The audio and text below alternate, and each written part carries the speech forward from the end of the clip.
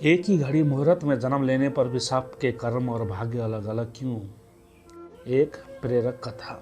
एक बार एक राजा ने विद्वान ज्योतिषियों की सभा बुलाकर प्रश्न किया। मेरी जन्म पत्रिका के अनुसार मेरा राजा बनने का योग था, मैं राजा बना, किंतु उसी घड़ी मुहूर्त में अनेक जातकों ने जन्म लिया होगा जो राजा नहीं बन सके, क्यों? इसका क्या कारण है? राजा के इस प्रश्न से सब निरुत्तर हो गए। अचानक एक वृद्ध खड़े हुए और बोले, महाराज, आपके यहाँ कुछ दूर घने जंगल में एक महात्मा मिलेंगे, उनसे आपके उत्तर मिल सकता है। राजा ने घोर जंगल में जाकर देखा कि एक महात्मा आग के ढेर के पास बैठकर अंगार गर्मा गर्म कोयला खाने में व्यस्त है। राजा ने महात्मा से जैसे ही प्रश्न पूछा, महात्मा क्रोधित होकर कहा, तेरे प्रश्न का उत्तर आगे पहाड़ियों के बीच एक और महात्मा है, वो दे सकते हैं। राजा की जिज्ञासा और बढ़ गई।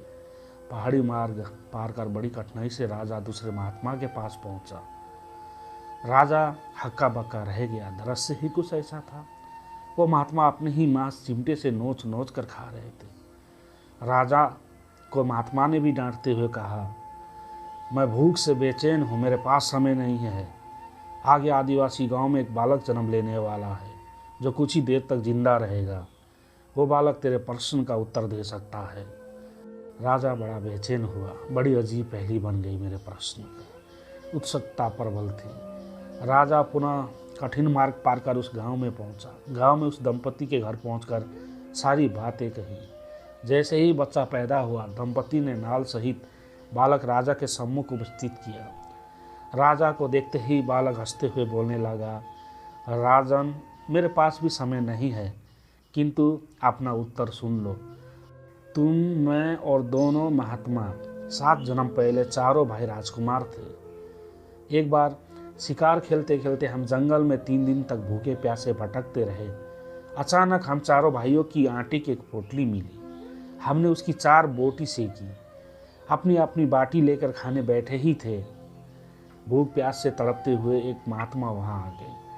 अंगार खाने वाले भैया से उन्होंने कहा, बेटा, मैं 10 दिन से भूखा हूँ, अपनी बाटी में से मुझे कुछ दे दो, मुझ पर दया करो, जिससे मेरा भी जीवन बच जाए।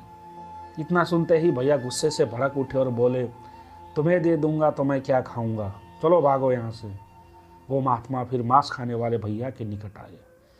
उनसे भी अपनी बात कही, किंतु उन भैया ने भी महात्मा से गुस्से में आकर कहा कि बड़ी मुश्किल से प्राप्त ये बाटी तुम्हें दे दूंगा तो मैं क्या अपना मांस नोच के खाऊंगा। भूख से लाचार वो महात्मा मेरे पास भी आए, मुझसे भी बाटी मांगी, किंतु मैंने भी भूख में धैर्य खोकर कह दिया कि चलो आगे बढ़ो, मैं क्या भूखा मरूं। अंतिम आशा लिए वो महात्मा, हे राजन, आपके पास भी आए, दया की याचना की।